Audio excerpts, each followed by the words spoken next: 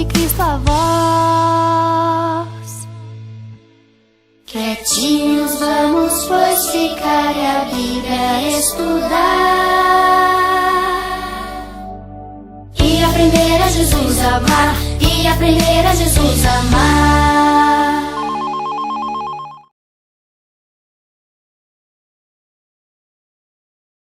Olá, criançada! Eu sou a tia Natália e hoje eu vim aqui contar uma história para vocês. A história que eu vou contar hoje é a história do livro de Coríntios. Mas, tia Natália, a gente não aprendeu semana passada sobre o livro de Coríntios? Sim, vocês aprenderam, mas lembram que são 2 livros? Então, semana passada, a tia Lê contou a história do primeiro livro de Coríntios e hoje a tia Ná vai contar a história do segundo livro de Coríntios. Os 2 livros foram escritos por Paulo. Paulo escreveu esse livro para a igreja de Coríntios. Neste segundo livro, ele escreveu esta carta para tentar ajudar o povo que estava passando por muitas dificuldades. Então, Paulo fez essa carta para ajudar o povo da igreja de Coríntios. Nesta carta, Paulo começa falando sobre consolo e preocupação.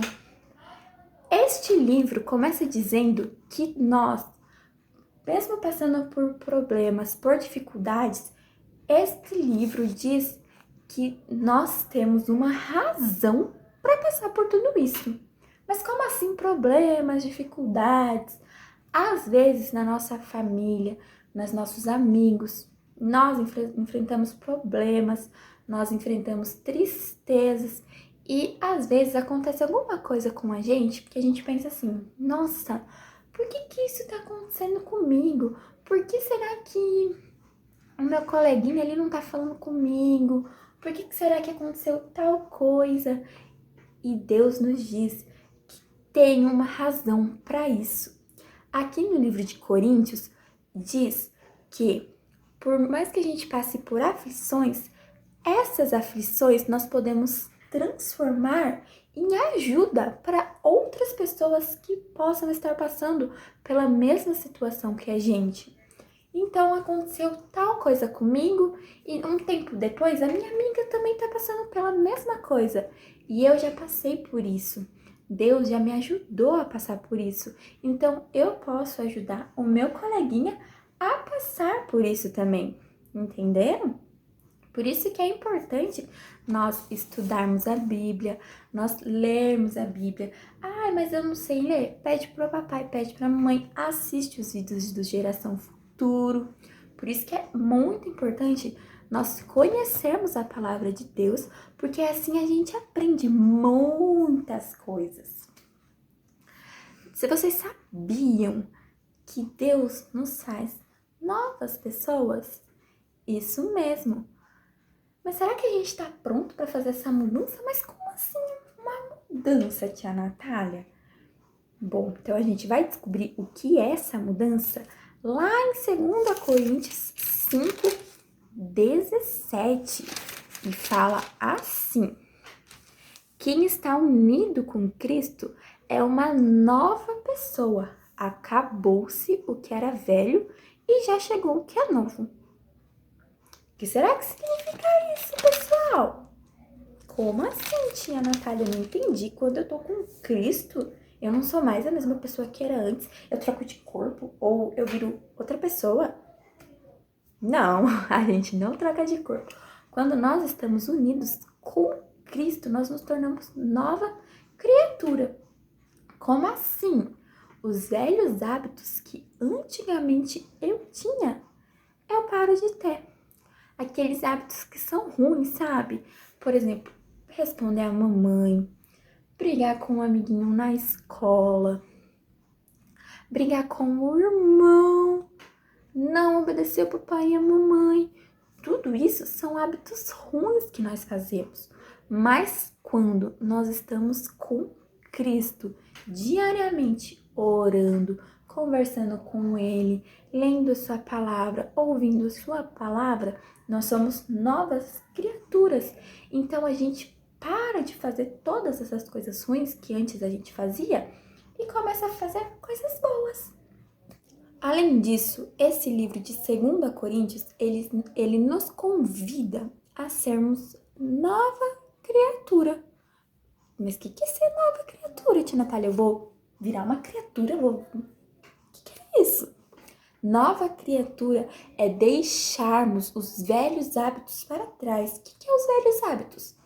É ser briguento, é ser desobediente, é brigar com o irmão, é brigar com o amiguinho da escola, é desobedecer a professora, a tia de geração. Tudo isso são hábitos que não agradam a Deus. E quando a gente fala em velhos hábitos, é porque nós fomos até Cristo e falamos: Papai do céu, eu quero ser nova criatura, me ajuda a ter um coração igual ao teu. E quando nós fazemos essa oração, Deus nos ajuda a ser nova criatura. Então a gente não é mais briguento, a gente não briga mais com um amiguinho, com o irmão, a gente não responde mais a professora, sabe? A gente se torna uma nova criatura. É por isso que se chama nova criatura, porque nós deixamos os nossos velhos hábitos para trás e nos tornamos pessoas novas em Cristo. Mas o que isso tem a ver uma coisa com a outra? O que eu estar passando por aflições tem a ver com eu me transformar em nova criatura. Quando nós somos velha criatura, quando a gente está passando por um problema, a gente vai parar para pensar que Deus vai estar nos ajudando quando nós não estamos orando, ouvindo a palavra, em comunhão com Deus. Nós vamos parar para pensar que Deus vai me ajudar a passar por esse problema? Não. A gente vai ficar chorando lá em casa falando: por que isso está acontecendo comigo?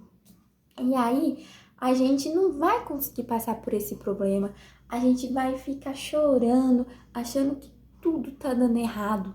Mas quando nós nos tornamos nova criatura, nós vemos um problema, nós vemos o papai ou a mamãe passando por um problema e nós vamos pedir socorro para Deus. Nós vamos pedir ajuda para Deus, porque nós sabemos que Ele vai nos ajudar a passar por isso. Entenderam? Bom, criançada, eu espero que vocês tenham gostado dessa história. Espero que vocês tenham entendido. Neste momento, nós vamos fechar os nossos olhos e vamos conversar com Deus, orar. Vamos lá? Então, fechem os olhinhos de vocês e prestem atenção nesta oração, certo? Papai do céu, muito obrigada por mais este dia de vida. Obrigada, Senhor, por esta palavra. Pai, que o Senhor possa estar cuidando de nós, cuidando da minha família, dos meus amigos. Que neste momento, Pai, o Senhor possa estar me tornando uma nova criatura. Que eu possa ter um coração parecido com o seu. Que eu possa, Senhor, entender que o Senhor está comigo em todos os momentos. Sejam eles bons e sejam eles ruins. Obrigada, Papai do Céu, porque o Senhor está sempre comigo, cuidando de mim e da minha família. Muito obrigada por este dia, em nome do Senhor Jesus. Amém! Muito bem, criançada! Espero que vocês tenham gostado. A tia tá morrendo de saudade de vocês. Um beijo e até a próxima!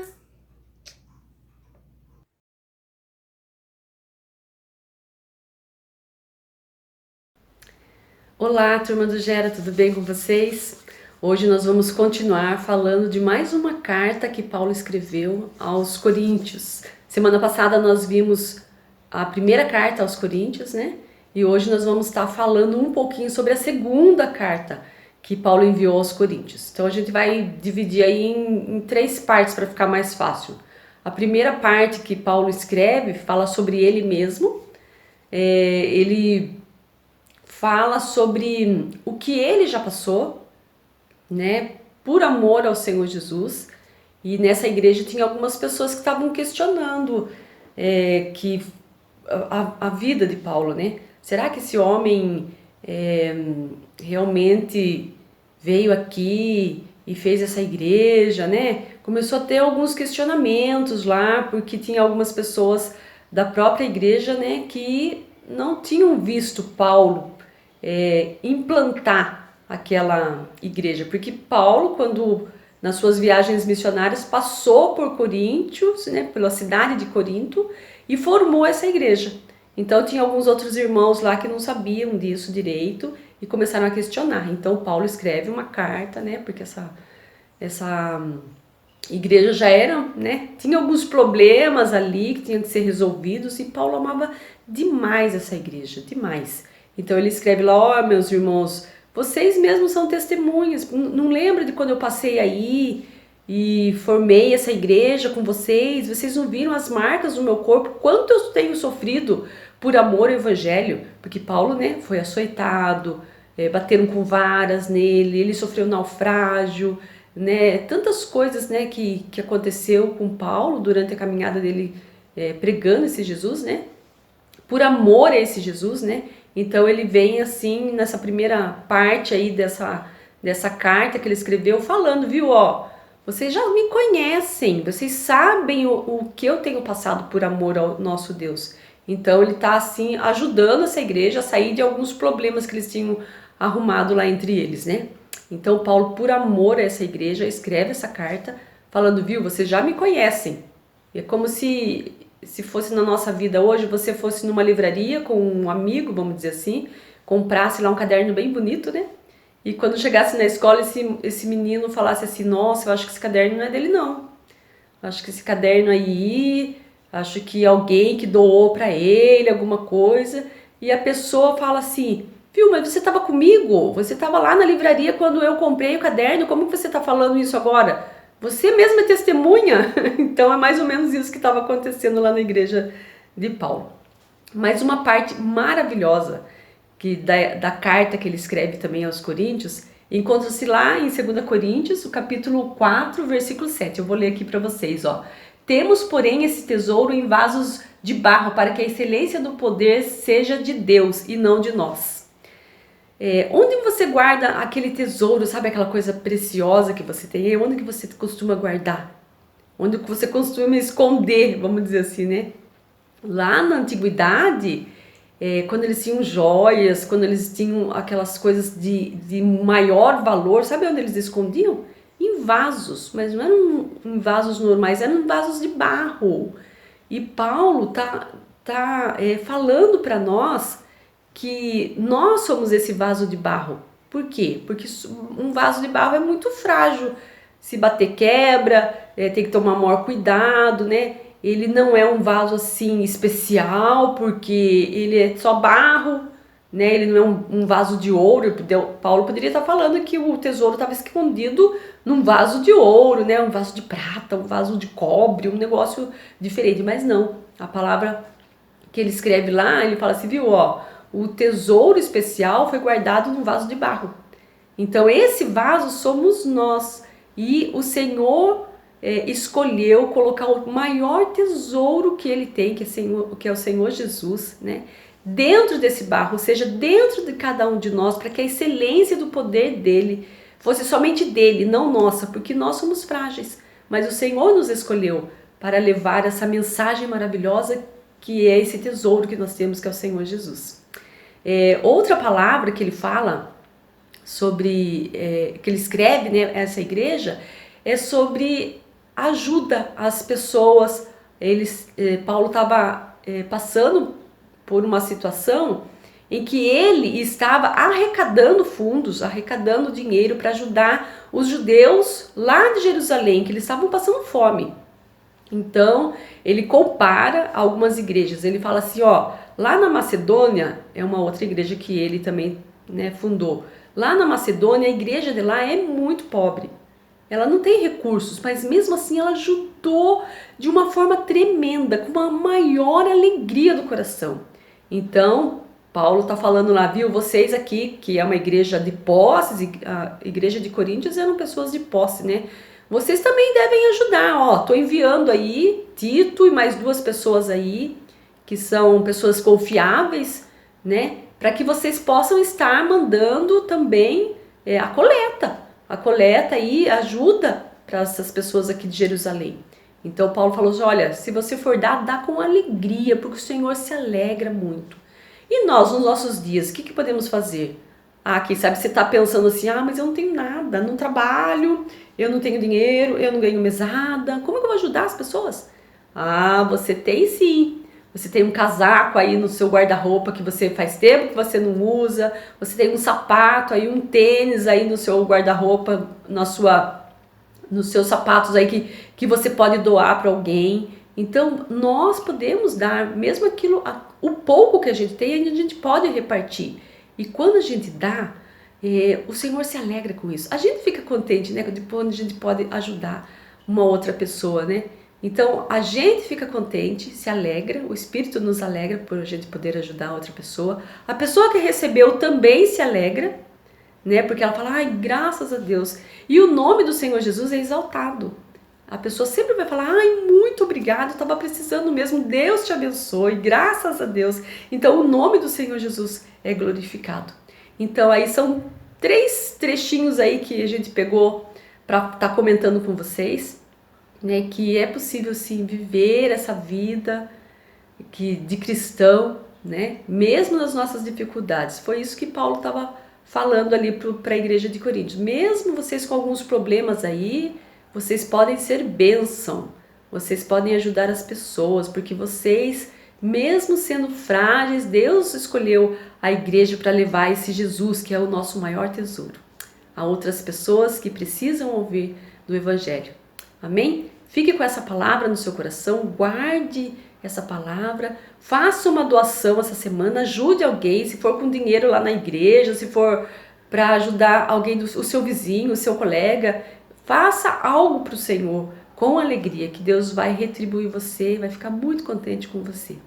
Também quero deixar aqui meu beijo para Brenda. Brenda, um beijo para você, sei que você está sempre nos assistindo, e a todos que estão assistindo e que vão assistir ainda depois, né? Que Deus esteja abençoando a vida de vocês e tenham uma excelente semana na paz do Senhor. Amém, queridos? As mãos de Dorcas costuravam roupinhas para quem precisava. As mãos de Samuel, o sacerdote ajudava e o santuário limpavam. Com as minhas mãos eu quero ajudar. Com as minhas mãos eu vou Jesus mostrar. Com as minhas mãos eu quero ajudar.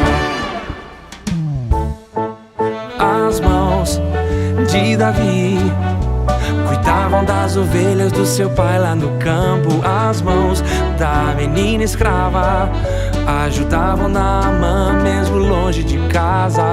Com as minhas mãos eu quero ajudar.